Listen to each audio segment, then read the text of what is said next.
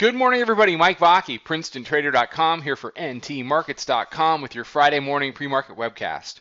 Okay, what have we been talking about? We've been talking about floors in the market. We've been talking about pullbacks as creating the next floor for a move higher. That's what yesterday's discussion was about. So what did we do?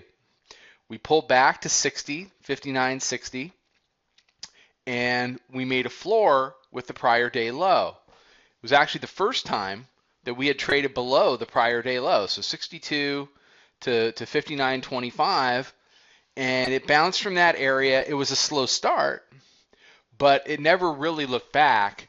Once it got through the middle of the day, we had a small retrace. What I've been telling my subscribers is very simple. It's just a variation it's just not a variation, but an expansion of what I tell you guys. Lower band, middle band, upper band. Upper band, middle band, lower band.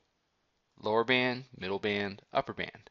Why? Because that's how the mini likes to trade. We spend so much time making this process so much more complicated than it has to be. I've spent years doing nothing more than throwing things away that don't work. And we've got it down, well, me personally, I've got it down to about 5 things.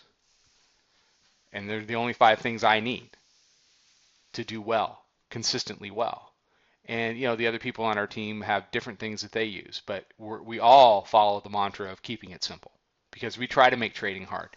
The trading community makes trading hard because it makes you think that you can't do it, and it makes you think that you need somebody else to do it for you, which I think is a colossally bad idea for many reasons.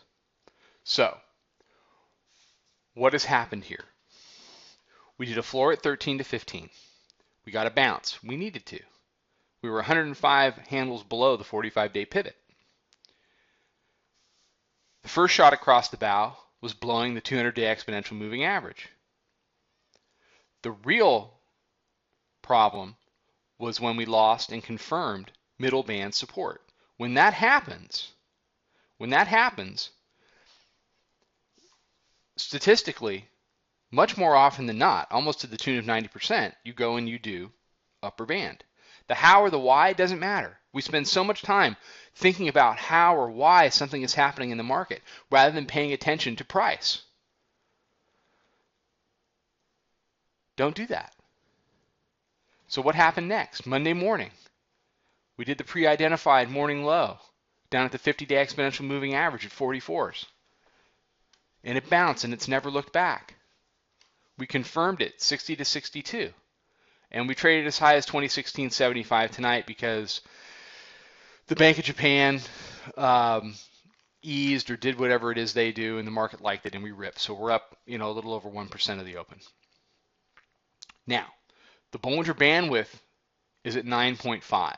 It is it's not blown out. The bands aren't blown out, but they're pretty close. And what that means is that this move to the upper band is much more likely to be a fadeable move versus a move that starts a band ride, okay? Back here, remember we were talking about tight bands into a band ride, and we got 9 days, 1 day off, 9 days down. That's not what's happening here. This is more of a reaction move up to the band. This is the kind of move to the band that people that think they know how to trade bands think every band move is. They think every band move is a reaction fade. It's not. That doesn't happen very often. Much more of them are the beginning of rides versus reaction fades. People that blind fade tight bands get murdered in this market, in any market. In this situation, however, we are coming up to touch bands that are already blown out. So we can ride a little bit higher. I expect 16 to get tested in the regular session. I don't think they're going to get away with making a high at 1 o'clock in the morning. The 13s were getting tested. So do I think that we collapse from here? Absolutely not. Absolutely not. Do I think we pull back and find another floor? Yes.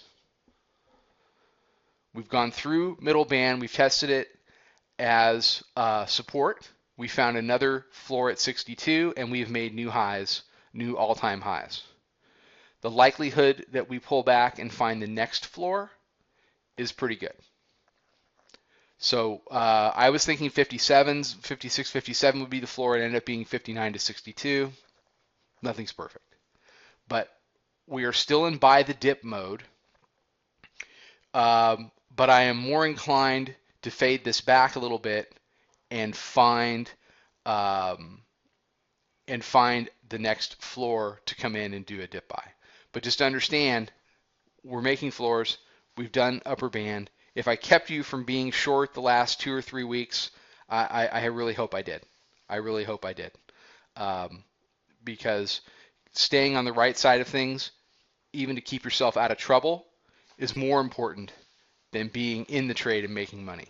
A lot of people, I would imagine, are waking up to no account this morning because they didn't use stops, because they didn't use proper risk management, because they decided to fight this move that shouldn't have been fought. Okay, everybody have a fantastic day. Follow us on Twitter at Princeton Trader. Check out the website, princetontrader.com. Come check out the chat room. It's another great day in the chat room. Great group of people, a great team, and a team that is keeping people on the right side of the trade. And that's a pretty good feeling, for us personally, because we want to keep people out of trouble. Okay, everybody have a great day, great weekend. I'll be back Monday morning with another webcast. Trade them well.